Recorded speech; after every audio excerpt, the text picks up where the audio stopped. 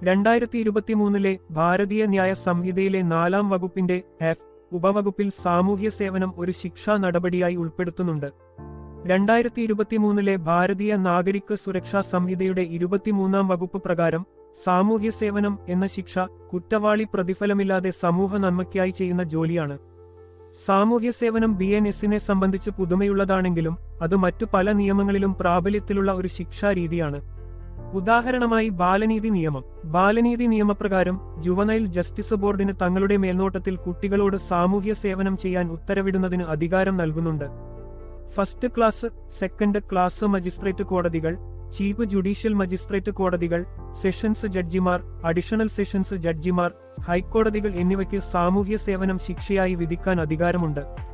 BNS പ്രകാരം 6 പ്രത്യേക കുറ്റങ്ങൾക്കാണ് സാമൂഹ്യ സേവന ശിക്ഷ നൽകാവുന്നത്.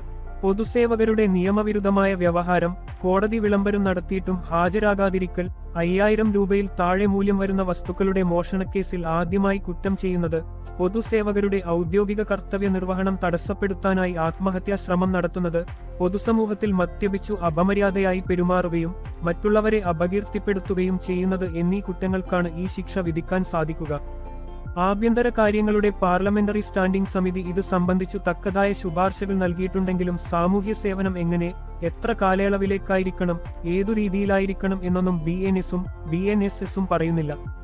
അതിനാൽ കൃത്യമായ മാർഗനിർദ്ദേശങ്ങളുടെ അഭാവം ഒരേ കുറ്റം ചെയ്തവർക്ക് വ്യത്യസ്ത ശിക്ഷാ നടപടികൾ നേരിടേണ്ടി വരുന്നതിലേക്കു നയിക്കാം.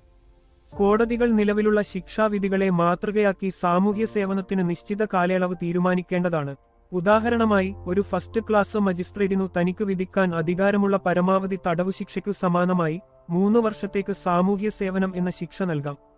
ഒരു കുറ്റവാളി ശിക്ഷയായി ലഭിച്ച സാമൂഹ്യ സേവനം ചെയ്യുന്നതിൽ വീഴ്ച വരുത്തിയാൽ കോടതിക്ക് ആ കുറ്റവാളിക്ക് തടവു ശിക്ഷ വിധിക്കാവുന്നതാണ്. സാമൂഹ്യ സേവനം എന്ന ശിക്ഷാവിധി നടപ്പാക്കുന്നതിൽ ഒരു കുറ്റവാളി വീഴ്ച വരുത്തിയാൽ എത്ര കാലയളവിലേക്കാണ് തടവു ശിക്ഷ നൽകേണ്ടത് എന്നതിനെപ്പറ്റി പ്രത്യേകിച്ച് പരാമർശിച്ചു കാണുന്നില്ല.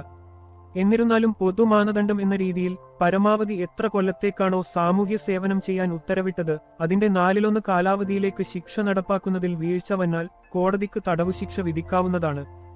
ശിക്ഷയായി വിധിക്കപ്പെടുന്ന സാമൂഹ്യ സേവനത്തിനു മേൽനോട്ടം വഹിക്കാനോ അതിനെ വിലയിരുത്താനോ കൃത്യമായ സംവിധാനം പുതിയ നിയമസംഹിതയിലില്ല. ഈ അപാകതകൾ ഒരു ശിക്ഷ എന്ന രീതിയിലുള്ള അതിന്റെ ഫലത്തെ ദുർബലപ്പെടുത്താൻ ഇടയാക്കും. സാമൂഹ്യ സേവനം ഒരു ശിക്ഷയായി നൽകുന്നത് കുറ്റവാളികളെ സന്മാർഗത്തിലേക്കു നയിക്കുക എന്ന ശിക്ഷാ സിദ്ധാന്തത്തെ പൂർത്തീകരിക്കുമെന്ന നിലയിൽ സ്വാഗതാർഹമാണ്. പക്ഷേ ആ ശിക്ഷ നടപ്പാക്കുന്നതിന് വേണ്ട മാർഗനിർദ്ദേശങ്ങളുടെ കുറവ് അസമത്വങ്ങളിലേക്ക് നയിച്ചേക്കാം.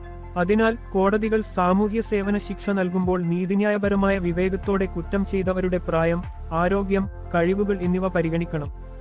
ചുരുക്കിപ്പറഞ്ഞാൽ നിയമസഭ ഈ പോരായ്മകളെല്ലാം പരിഗണിക്കേണ്ടതും അവ പരിഹരിക്കാനാകുന്ന രീതിയിൽ കൃത്യമായ കാലാവധി, മേൽനോട്ട രീതി എന്നിവയെപ്പറ്റി മാർഗനിർദ്ദേശങ്ങൾ നൽകുകയും വേണം. ഗുരുതരമല്ലാത്ത കൂടുതൽ കുറ്റങ്ങൾക്ക് സാമൂഹ്യ സേവനം ശിക്ഷയായി നൽകണം. പോരായ്മകളെ മാറ്റി നിർത്തിയാൽ BNS-ൽ സാമൂഹ്യ സേവനം ഒരു ശിക്ഷയായി ഉൾപ്പെടുത്തിയിട്ടുള്ളത് കുറ്റവാളികളുടെ പുനരധിവാസ സമീപനത്തിലേക്കുള്ള ഇന്ത്യൻ നീതിന്യായ വ്യവസ്ഥയുടെ ശുഭകരമായ ഒരു ചുവടുവപ്പാണ് എന്ന് കാണാൻ സാധിക്കും. ഈ വീഡിയോ ഉപകാരപ്രദമാണെന്ന് തോന്നിയാൽ ദയവായി ലൈക്ക് ചെയ്യുകയും മറ്റുള്ളവരുമായി പങ്കിടുകയും ഇതുപോലുള്ള കൂടുതൽ നിയമപരമായ വിവരങ്ങൾക്ക് ഞങ്ങളുടെ ചാനൽ സബ്സ്ക്രൈബും ചെയ്യുക.